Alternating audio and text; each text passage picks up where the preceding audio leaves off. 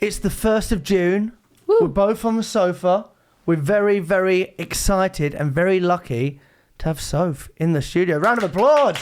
Round of applause for Soph in the studio. So, Soph, we're going to give you the most upright honour we've ever had, and we're going to let you read out the most quote. Upright honour. I don't know if that's Love a thing. that. It is now. Let's go with it. Stoic. Okay. Carry your mental armour. Ooh, it's a good one. Am I reading the little quote? Please read it. Okay. No one can derail the intentions of your mind. Your thoughts can't be burned, broken, silenced, smeared, or stopped by anything. How are we saying his name? Marcus Aurelius. Marcus Good old Aurelius. curly chops. Curly chops. 1st of June, Soph. Hey. When you hear that, what's the first thing? Obviously, you're a sales guru. You get in the world. What are the first things that come to mind when you think about sales? You've just got to be strong-willed. You've got to know what you're doing, and whatever's chucked your way when you're given a task, you just need to be like, I need to get to the finish line. So, yeah, when saying you can't be burned, you can't be smeared or stopped, you just need to like push on through. Do you have certain triggers that you've recognised in yourself throughout your career, like a deal that didn't close, or like someone being a bit ruder to you on a call or something? Yeah, I mean, my work, you two will hate this, but I don't love cold calls. What? Get off the sofa. Go home.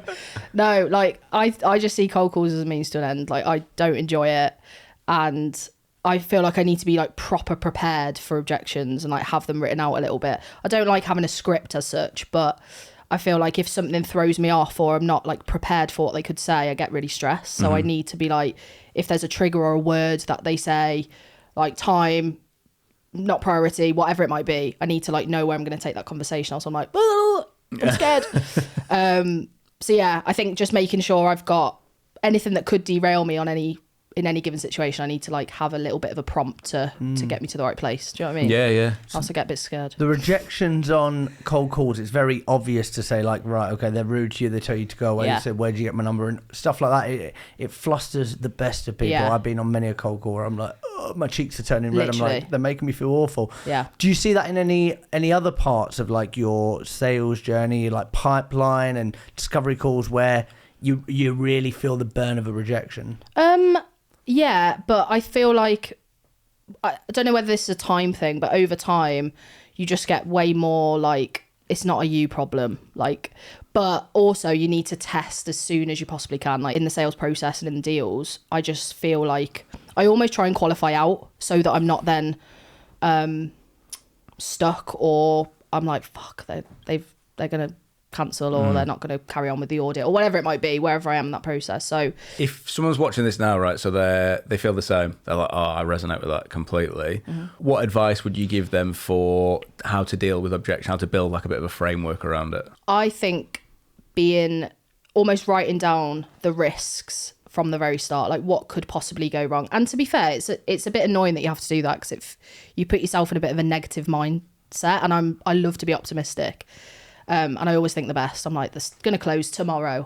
And my boss is like, it's literally not.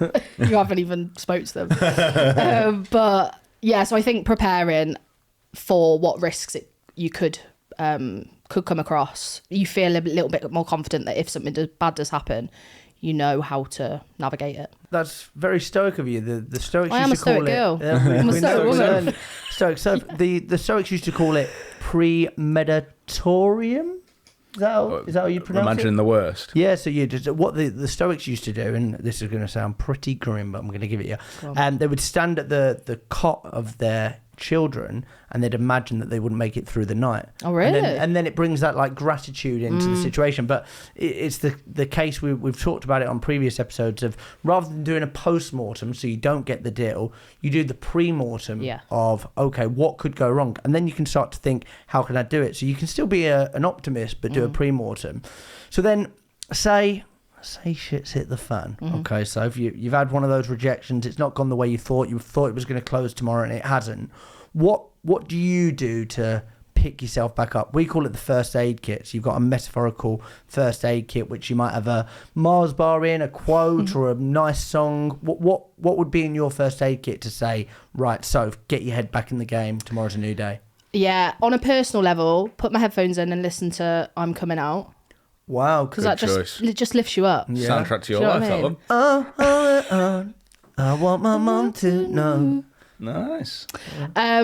So yeah, that's what I do first of all, and then I sit back down and think, you just got to crack on.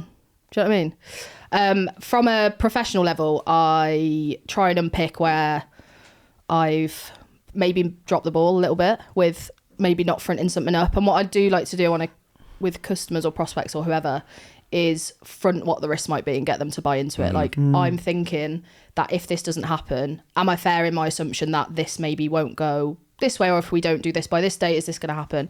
So like holding them to account, but also fronting any risk you feel like. And I always find that one builds the relationship a lot better, and you all feel a bit more like they can tell you if potentially something's not working out or something's gone wrong. Like, they don't feel so stressed to like ghost you, or do you know what I mean? Yeah, So you've built a bit more of a personal relationship. So Nice. What a start. What a start. Right, we're gonna do something now. We're gonna show you how the sausage is made. Okay. Oh.